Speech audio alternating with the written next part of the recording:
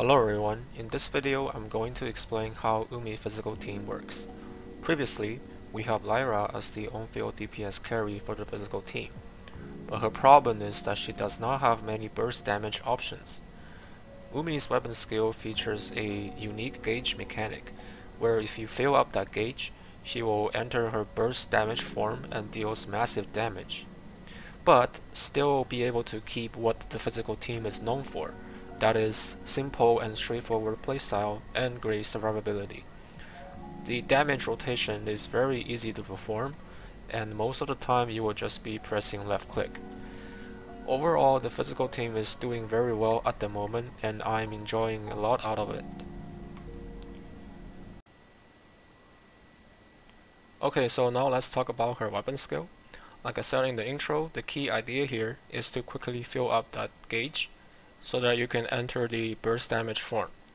Now ideally you will want to use a physical weapon, because every time you hit with a physical weapon, you can gain 3 points, compared to a non-physical weapon where you can only get 1.5 points, and you need a total of 100 points to completely fill up the gauge and enter the burst damage form. Once you fill up the gauge and press the skill button, you will first deal like a massive AoE damage, and during that skill cast animation, you will have invincibility frame. So this is very nice to have. And after that, you will enter the magic show form and continuously consume the points you gained before.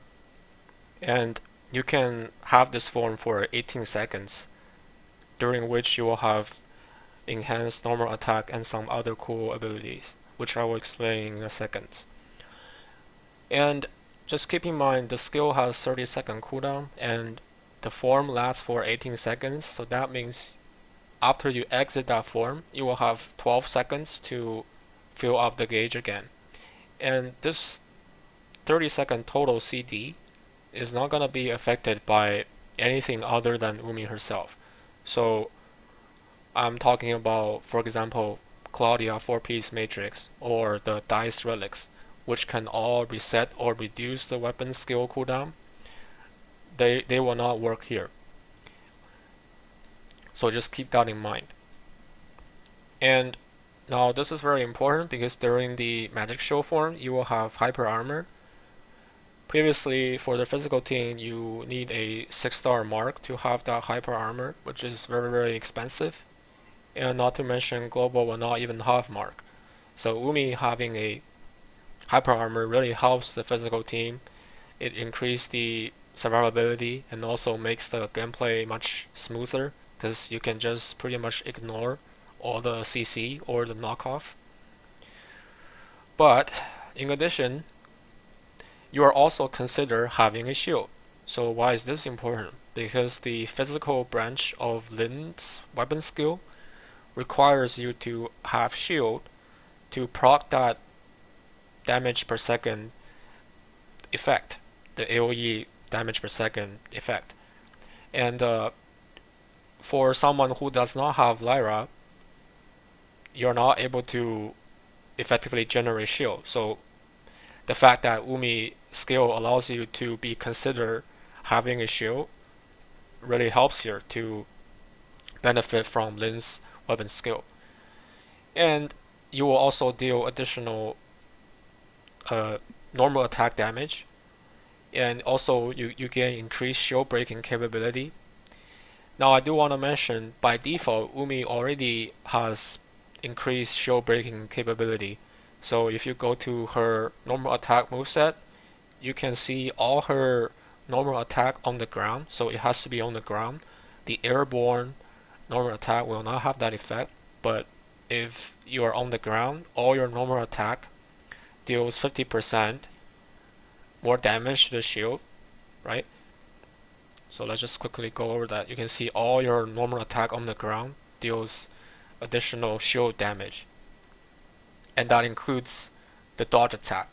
So that combined with the 20% shield breaking efficiency here makes her a very good shield breaker. And keep in mind, she is also a DPS, so that is very nice to have. Now, when you exit that magic show, you will also gain 20-second hyper armor. So this this is very, very nice, because when you exit that form, then you're sort of in your downtime, because during that time you will want to fill up the gauge again. So having that 20-second hyper armor means that you can fill up the gauge also at a very safe position, right? And when you exit that form naturally, you will unleash a AoE attack. Now, when I say naturally, I mean you let the skill run out, right? Because you can manually exit that form before the skill run out. So just keep that in mind. And in addition to all these fantastic buffs, you will also have the poker magic. So every 2 seconds, you will either gain a black poker or a red poker. And when you have 2 pokers, you will unleash a poker magic. And depending on the combination, you will have different effects. So now let's just quickly go over the different combinations. So if you have red plus black, this effect will basically make you take less damage, because you will only take 40% of the actual damage you take during the magic show form, and the rest, i.e. the rest 60% damage, will only be calculated 10 seconds after you exit the magic show form. So this is very, very nice. It makes you very, very tanky. Now just keep in mind, you can still die after you exit it, especially say if you're already low, but then but you don't have any way to regenerate HP, then you can still die after that. But it's still better than dying during the magic show. So you can think of this as like a damage delay or death delay. So let's just say you can sort of kill the boss before that calculation comes in, then you're good, right? So this is very good to have. And not to mention, you will still deal additional physical damage by 20%. Now, I do want to mention that usually this is not the combination we consider, and this has to do with Umi's advancements, which I will be talk about later. But the idea here is usually you will have Umi at least 1 star, so that her 1 star basically means you will gain this effect for free. So most of the time you just ignore this combination. Now if you go red, so 2 red combination, you basically have HP regen capability during that magic show, and you still have a good decent AoE damage. So you can fire like a flower to up to 7 enemies, right? And then for every second you will deal like certain damage, and then you last for 3 seconds. So this is a sort of damage and survivability in one combination. And the 2 black combination is the the ultimate damage combination, right? Because it just deals a lot of damage. And this is the default combination. So when you enter the skill, by default you will have this black and black combination unless you manually change it, right? Now finally, I want to point out something which is not stated here. The first time you enter the battle, so every time you enter the battle, you actually fill out the gauge almost like immediately. You just need to land a hit using any weapon so that you will fill out the gauge completely. And this, remember, only the first time you enter the battle. So that's very good to have, because if this is not the case, then you need to fill out the magic gauge, but then during that time you don't have hyper armor and you don't have a lot of features. But having this first time benefit allows you to quickly enter the magic show form to deal a massive burst damage and keep that hyper armor basically 100% up is very, very important. So let me just quickly demonstrate here. So you can see the the weapon gauge here is empty, right? So if I enter a fight, and remember I'm using a Ling weapon, I just land one hit, you can see the gauge is completely filled up, right? So that means I can, just press the skill button, enter that form, and you can see the skill gauge depleting. You can see by default the combination is black plus black, but I can manually change it to red, right? So now you can see I have two red combination. And then once you exit that form, you can see you have a hyper armor here, so that you can swap to other weapon, especially you want a weapon that hits fast. That's why I'm swapping to Lyra to quickly. Now somehow the weapon skill gauge is filled up again, because I think I'm not considered entering a battle, so the system basically thinks that I enter a battle for the first time. But in an actual rotation, when you exit that form, you will have to use a physical weapon to fill that gauge again. And then the damage rotation just rinse and repeat. So very straightforward.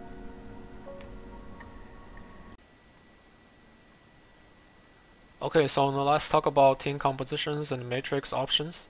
Ideally, we want a second physical weapon that can hit fast. First, that helps us trigger the physical resonance or physical reaction. But more importantly, because Umi's own weapon hits quite slow, so if you want to use her own weapon to refill the gauge during downtime, it's gonna take you longer time, so it's gonna reduce your DPS essentially.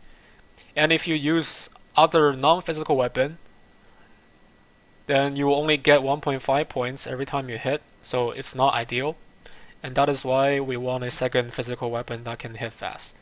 And we have three options: Lyra, Claudia, and Shiro. You can use any one of them. I personally prefer Lyra because she focuses more on the survivability side, because during the downtime you are quite vulnerable. So the fact that Lyra can heal and provide shield as you punch is really helpful, and especially I have her 5-star, which provides lethal damage negations. But if you don't have Lyra, you can definitely use someone like Claudia. She actually provides more damage buff than Lyra, because she's like a dedicated physical support. And her weapon skill also has multiple hits, so that also helps you refill the gauge. And the last option is Shiro. She's actually quite good in this case, especially if you have her at least 3-star, because as you break the shield, it's gonna reset all your weapon cooldown. Now, as I mentioned before, this cooldown reduction or resetting is not gonna affect Umi's skill, but nevertheless, it helps her because Shiro without her weapon skill is kind of like awkward. But remember, when you play Umi, the first time you enter the fight, her gauge is almost immediately filled up. So what you can do with Shiro is that you just cast her weapon skill, you swap to Umi, and her 1-star is that within that field, the target is gonna take more damage and more shield breaking. That combined with Umi's already good shield breaking capability is just gonna rip enemy's shield like papers. And once you break enemy's shield, it's gonna help reset Shiro's cooldown, so that when you exit magic shield form, you can use Shiro and cast the weapon skill again. And then with the skill you have a lot of disc bouncing, so you are hitting a lot, so that helps you recharge or refill the gauge fast, right? And for 5-star and 6-star, it's just gonna give you more damage buffing options. So Shiro is also a very solid option here. And compared to Claudia or Lyra, she also has the advantage of having crit value here. So if you like Shiro, you can definitely pair Shiro with Umi. And the last option is usually Lin. There's not other good options like a good off field damage dealer, Lin is just too good. And especially, like I explained before, when you are in the magic show form, you are considered to have shield. So that basically means you can proc the AoE damage that is provided by Lin's weapon skill, and pretty much you have it up 100% time, right? So this is very good to have. And not to mention Lin gives us already good like general damage buff and her own off-field damage. But if you don't have Lin, or if you don't have resources to pull her, you can use someone like Tsubasa like as a general damage buffer.